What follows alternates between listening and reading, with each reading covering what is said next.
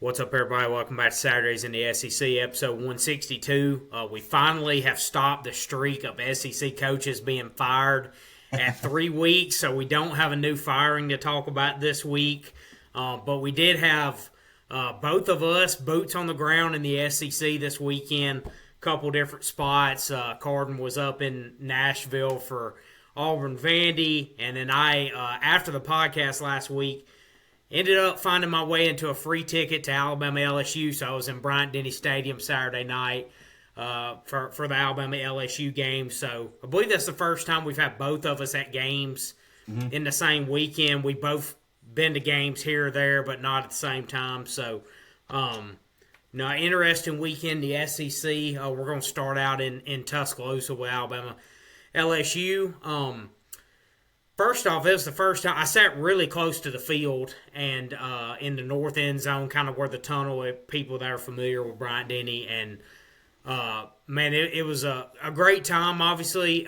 Like I said, that was the loudest I have heard it, and partially just to where I was sitting because all the noise is kind of convening down on you there. So it was super, super loud, especially on third and fourth downs.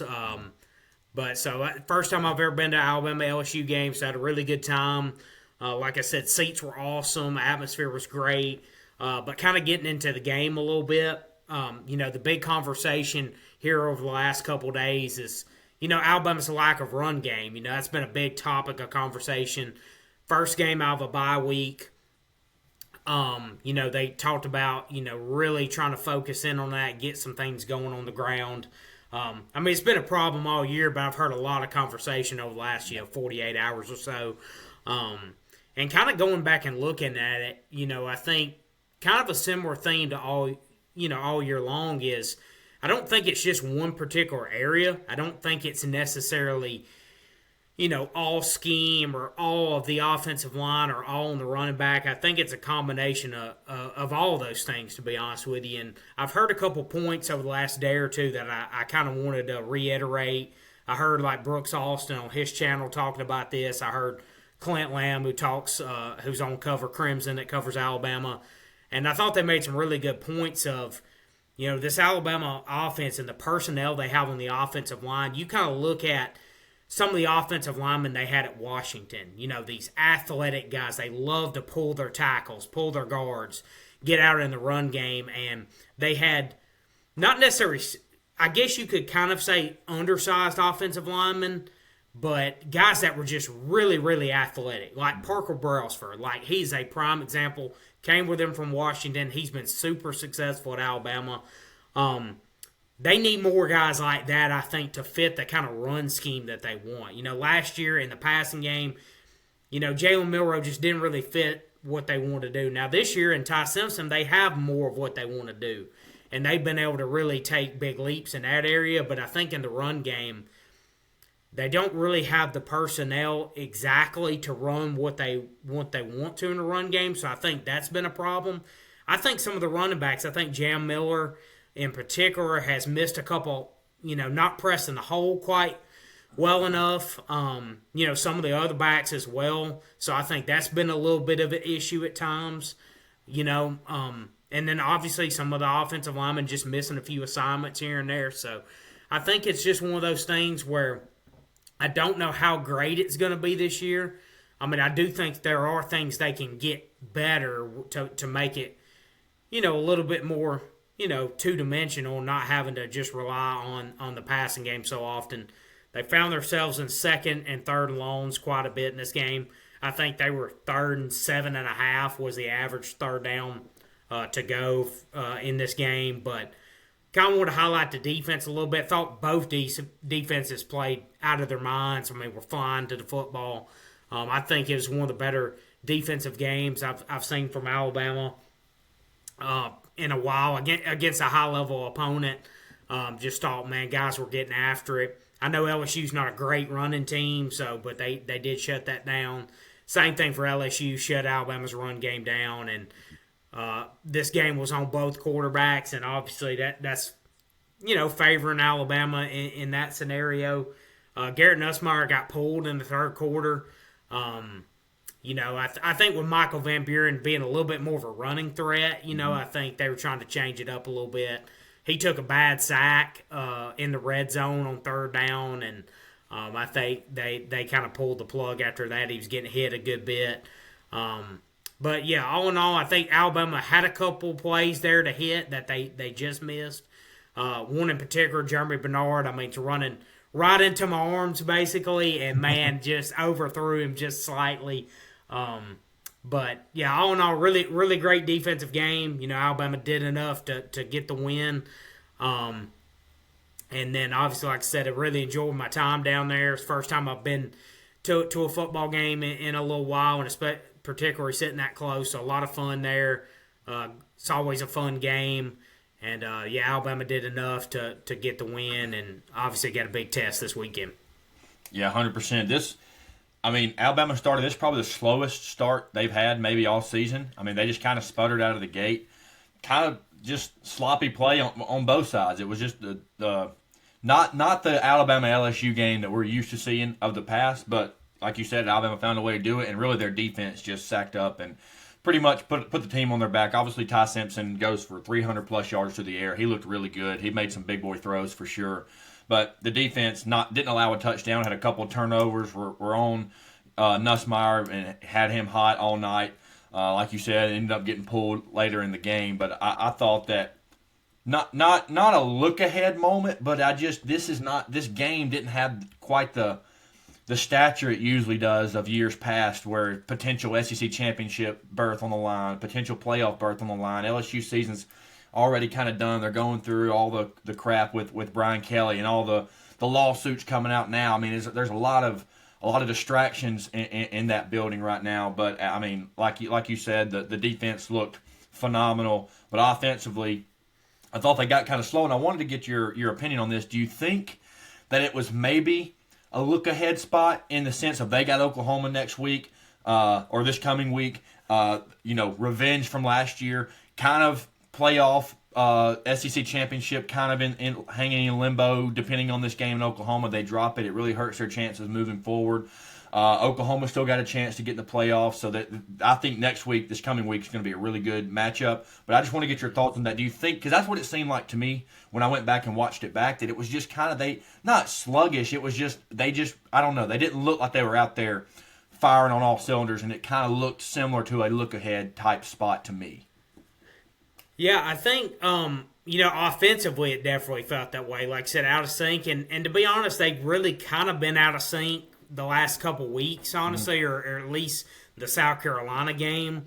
I don't think it was anything of a lack of effort or anything like that, or necessarily like I guess you could say lack of focus, maybe in just execution details a little bit, because obviously, there's things to clean up there, particularly on the offensive line in the run game. But I thought Ty Simpson played a really great game. There's just a few plays there that you would love to see hit that I think makes this game not feel near as close in the fourth quarter. You look up and it was kind of an odd game a little bit because, LSU kicks a field goal with about 10 minutes to go in the fourth quarter. It's 17-9. You're like, crap, this is a one-possession game. But it really never felt that close, though. Like, it was the weirdest thing of it felt like Alabama was totally in control. I never once really felt threatened that they would lose. But at the same time, it was like, well, dang, we're only up 8. You know what I mean? So it was like, it was kind of a weird. Yeah, it was just a kind of an odd feeling. It looks up and you're like, Alabama played like a C or a C minus game. And you're like, I walked out and I didn't even realize. I was like, holy crap, we covered. It was 10.5. I took it at 9.5. It dipped on like Friday, I think, and looked up coming out. I wasn't even thinking about it during the game. I was just wanting to win and walked out. I was like, holy crap! I said. With my buddy, and I was like, man, I said, it shows you how good Vegas is. This line was 10.5 at kickoff, and Bama wins by 11. Odd score, too, 20-9. So, just crazy. But, definitely a huge spot this upcoming week. I didn't feel it was a lack of energy or focus. Like I said, just a little lack of execution offensively here and there. which you kind of saw in the South Carolina game for 3/4, really, till those final 2 drives. They were able to put it together. But, yeah, this defense, man, I love what I'm seeing. Just getting better each week. I mean, Jan Pierre has really came on strong, and a team that wasn't getting many sacks earlier in the season is starting to get more and more pressures, getting more sacks on the quarterback, and able to wreak a little bit of havoc up front, which has helped things out a lot. Then some of the younger guys, Dijon Lee at corner, I mean, already looks like one of the better corners in the country as a true freshman, just 6'5". I mean, just made a great play in the core of the end zone to break up a ball. I mean, just good luck trying to throw it in his area at 6'5" at corner is just absolutely ridiculous. So, love what I'm seeing defensively, and same thing with LSU. Like, give them a ton of credit. This is a defense that's been really good this year. That's been so much better than the last couple, and I mean, Harold Perkins, I thought, made some great plays. They've gotten better in the secondary as well. Their guys won up front at times on Saturday too. So hats off to them, but just not enough offense for them to get it done in Bryant-Denny. All right, going to the number 1 team in the SEC, Texas A&M takes on Missouri. Missouri, I thought would give them a little better game. I know that Bo Perbula was out, but I thought Missouri would give them a little bit better of a game. It's not like they couldn't do anything, but their defense really didn't show up. A&M's offense did whatever they wanted to do. 200-plus through the air, 200-plus on the ground. They forced a couple of turnovers. Texas A&M, they came out with a statement to prove. Don't know how they're not number 1 or 2, honestly, with their resume and what they've done. I think that they kind of took that as a little bit of disrespect. Came out with a point to prove. I think that they should be 1 or 2 right now, honestly. They got a better resume than Ohio State. They got a better resume than Indiana. Straight up, no ifs, ands, or buts about it. I think they're going to be there in the end. Rankings don't really matter now. As long as you take care of business, you're going to be there in the end. But I wanted to get your thoughts on how you thought that Marcel Reed played this game. He did it all. I mean, he ran the ball well. He threw the ball well. I thought that he is coming along. He potentially could be one of the best quarterbacks, if not the best quarterback in the SEC right now with how he's been playing as of late. Earlier in the season, he had some things, like, he didn't do that great, he didn't do that great. I thought this probably was one of his best games of the season so far. Yeah, I agree. I mean, this is such a complimentary team right now. Like you said, the defense causing some havoc, setting the offense up with some easier opportunities. They've got some really, elite pass rushers. I mean, Cassius Howell is one of the better ones in the country.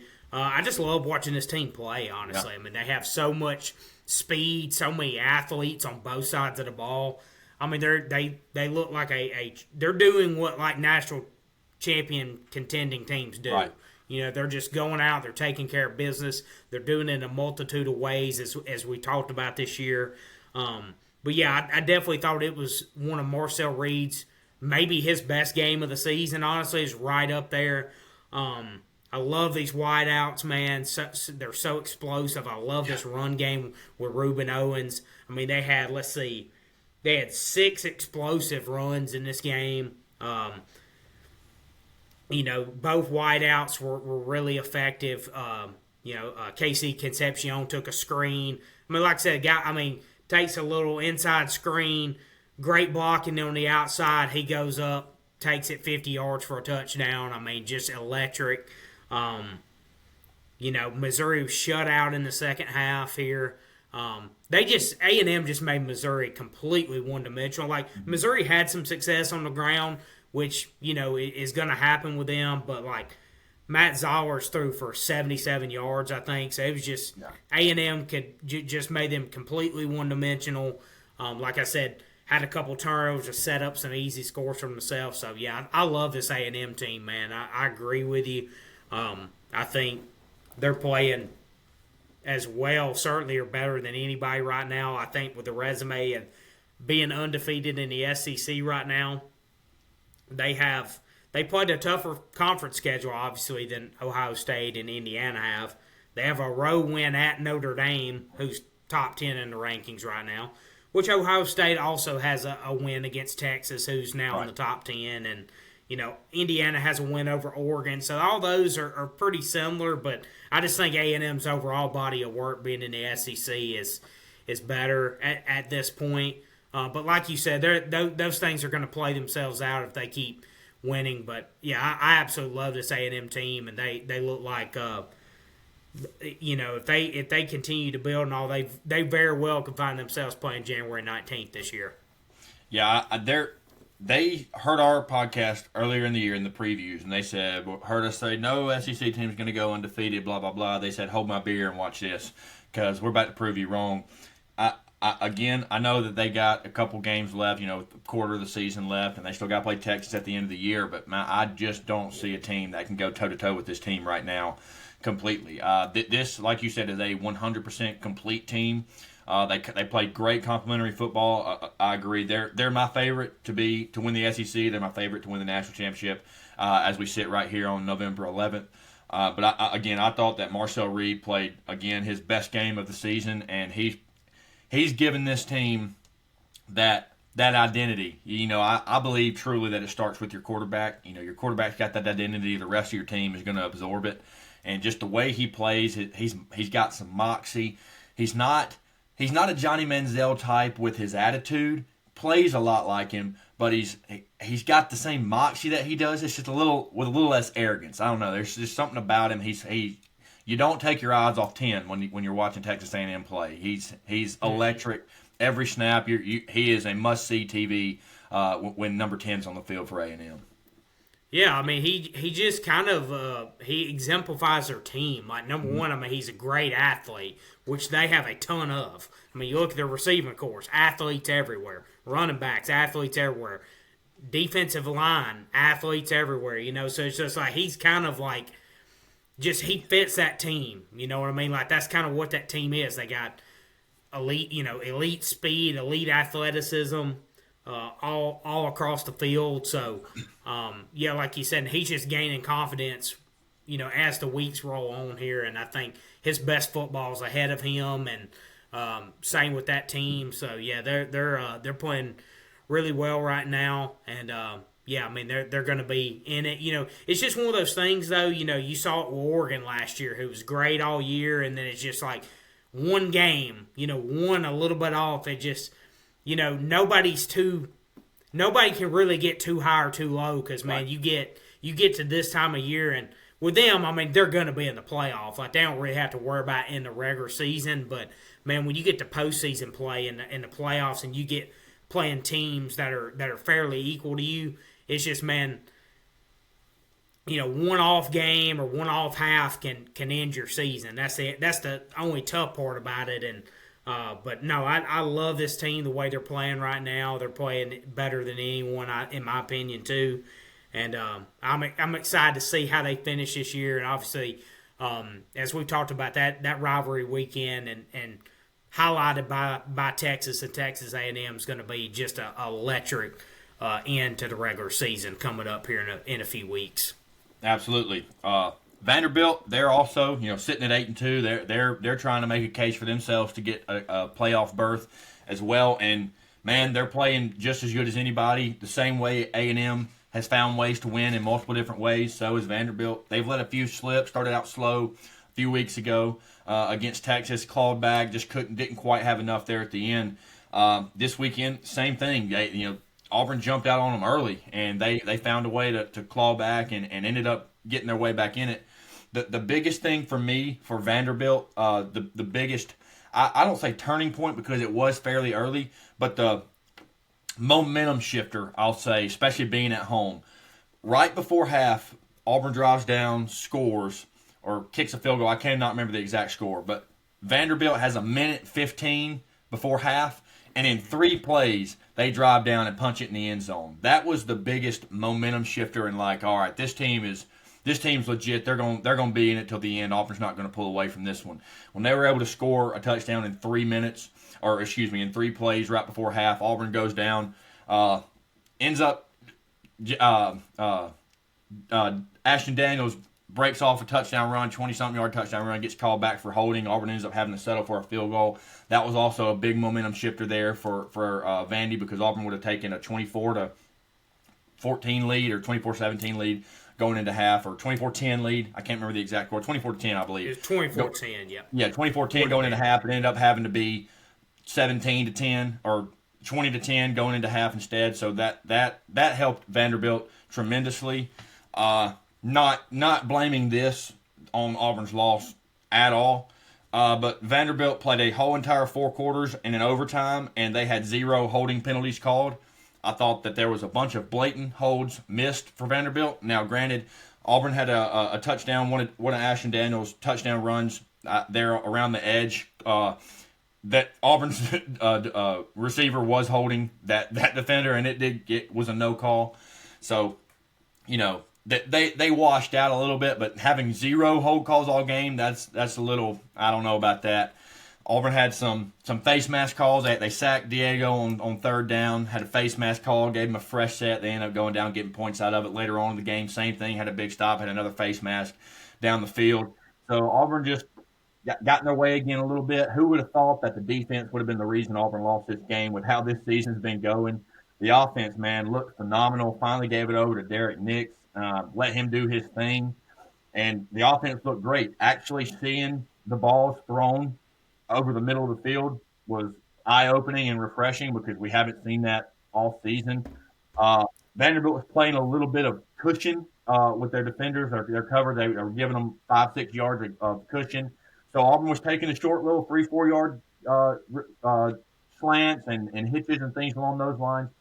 When Hugh was calling plays, they were all behind the line of scrimmage when they were taking their short yardage plays. They weren't trying to at least get 3 or 4 with a catch and, let Singleton work after he catches it for 3 yards. Maybe he can make a guy miss and get an extra 8, which he did several times.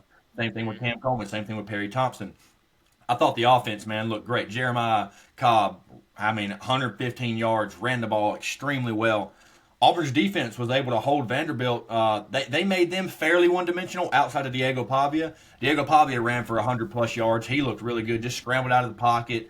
Everybody covered downfield. He found a way to just slip out of the backfield. He is so slippery, man. He is just so elusive. Hats off to him. He's probably not going to win the Heisman, but he damn sure should be in the conversation. That man is very good.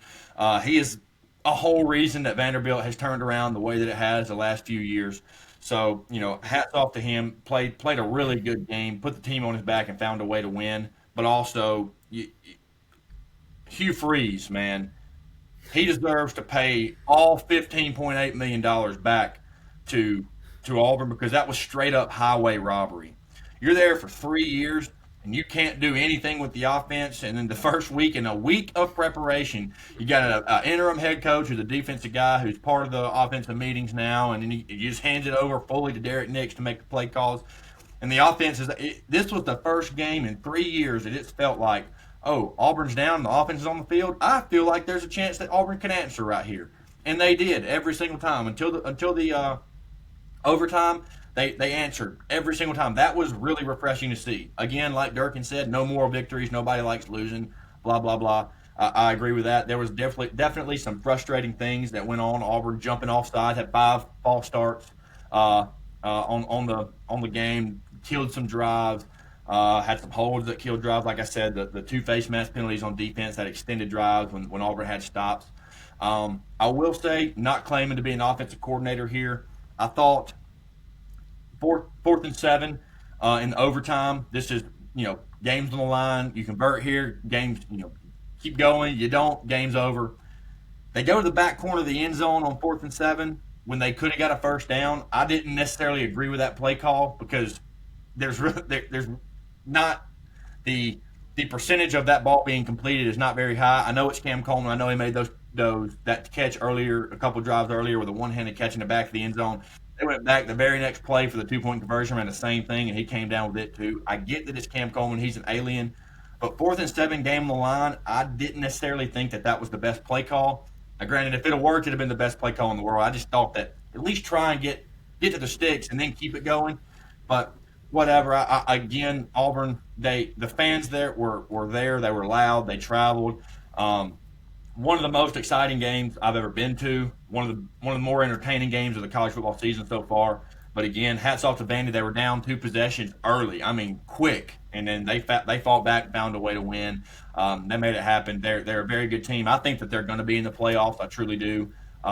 Tennessee's probably going to be their biggest test, and I think that they're better than Tennessee. Auburn just gave them some fits. They found some holes in their defense, and like I said, their coverage, they were giving Auburn some cushion, and they were just letting their talent make plays, which was very nice to see. However, before we move on, I cannot let this slide. I know that I have been thinking about this since I walked into the stadium. Vanderbilt got a renovated stadium. It looks great. The both end zones, they look so good. It really does. It looks great. But going into the game, walking to the tunnel, we get to the tunnel to go up to our seats. The tunnel's 30, 35 yards long. It's not that long. From the back of the tunnel until we got to the top of the tunnel, just to get to the steps, took 22 minutes. 22 minutes in the tunnel. I'm standing in line like I'm at Disney World waiting to ride a ride. I was looking around at people, at random people, and I'm like, can you believe this? Of all the stadiums I've been to, this has never happened, ever. Midway through the second quarter, the tunnels were still congested with people waiting to get to their seats. Atrocious, dude. I had to go to the bathroom so bad in the first quarter, and I held it to midway through the third quarter until I absolutely couldn't hold it no more because I did not want to walk down there because it was going to be so bad. The men's bathroom was 100-plus guys long. It was worst stadium layout I've ever seen in my life.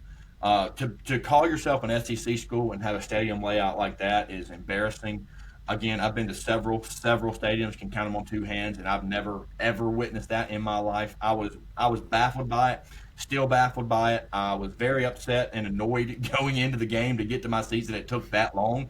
I mean, good Lord. And then obviously we got there, plenty of time. We go to the top, the national anthem starts. Well, obviously, we're going to honor our flag and we're going to stop. So everybody stops. So that's an extra 3 minutes. By the way, can't think of her name, but the girl that sang the national anthem absolutely killed it. She did a phenomenal job. I mean, phenomenal job. But then after that, it took an extra 10 minutes to get up to our seats. Atrocious layout. Stadium looks great. Atrocious layout. But with that being said, Vanderbilt, this football team is legit. Clark Lee has done a phenomenal job. I thought that, they played and they proved that they deserve to be in the conversation of the top 12 football teams in college football this year, without a doubt. No question about it. I do want to get some of your thoughts on the game before we move on. Yeah, I mean, like you said, Vandy's just a really resilient team. Like you saw them get down big against Texas, how they fought back.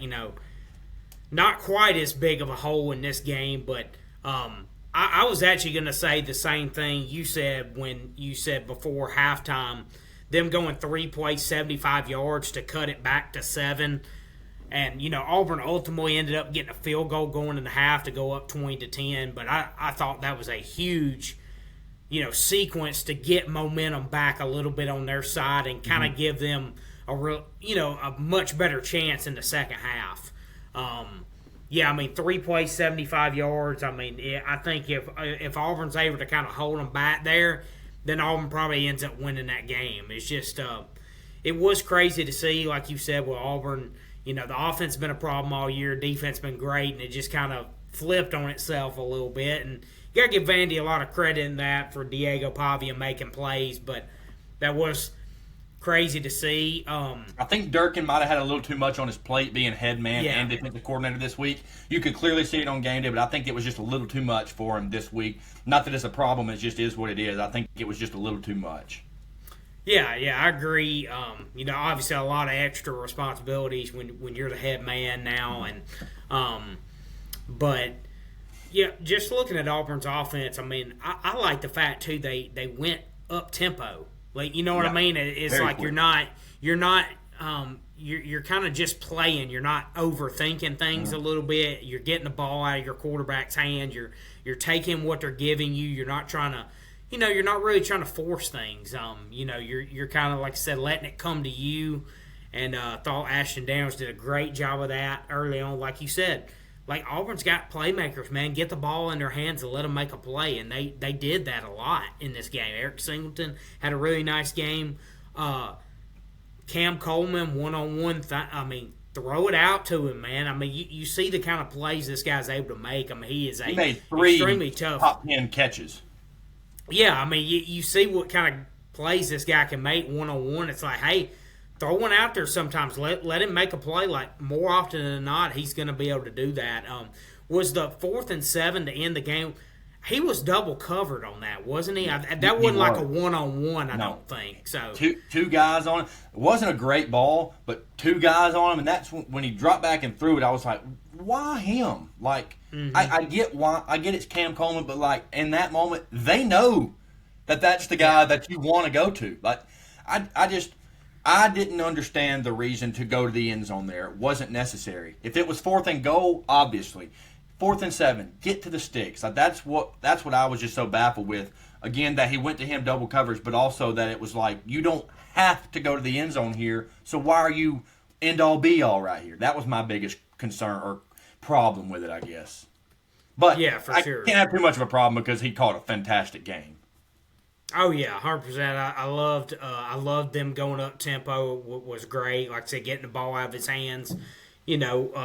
Obviously that's a big help to the offensive line as well. So, yeah, all in all, good plan by them. Defensively, like I said, just not quite as good as they had been. It's just you wouldn't have thought that. You wouldn't have thought if the offense would have played the way they did that their defense would end up kind of losing the game. But like I said, you got to give Vandy a lot of credit for battling to keep fighting. Like I said, that's 2 weeks in a row they've games they got down multiple possessions, they were able to fight back. They were able to get this one, and I'm like you. I think if they went out, they beat Kentucky, they beat Tennessee. I think with the way things are going to shake out, I think they'll very much find themselves in the college football playoff. I think for Vandy, if you're a Vandy fan, you're looking for Texas to get beat by Georgia this week. You're looking for Oklahoma to get beat by Alabama. Those are two teams that are ranked ahead of you. I think Vandy, outside of taking care of business themselves, and do they have a bye? Is the Kentucky game this week or next week? I think that it's this week, but I could be wrong. Let me double check. Okay, I know they have a bye. Kentucky has Tennessee Tech this week, so it's a bye week this week. Gotcha. Vandy's got a bye week this week. Kind of give them a chance to reset, get ready for those final two games. But yeah, if you're Vandy this weekend, your team's not playing. But I'm assuming you're a pretty big Alabama and a pretty big Georgia fan because those are teams that you want to get knocked out of your way. You don't want Texas winning and Oklahoma winning and knocking down Georgia and Alabama into the tier that you're going to be fighting in to get in the playoffs. Right. So that I think that's some things you're going to be watching if you're a Vanderbilt fan. And like I said, I think if they handle their business, I think there's a very, very good shot that they'll find themselves in the college football playoff, which would be unbelievable accomplishment for Clark Lee and Diego Pavia and this whole Vanderbilt program. 100%. All right, Florida goes to Kentucky, and you and I both took Florida -3, thinking this is the lock of the year. And, the Auburn game gave Kentucky a breath of fresh air, and they are playing some encouraging football.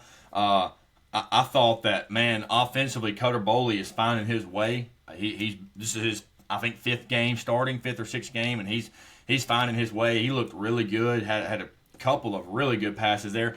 They wore out the front corner of the end zone all night. I feel like every touchdown they scored was in the front corner of the end zone. But defensively is where they really shined this week.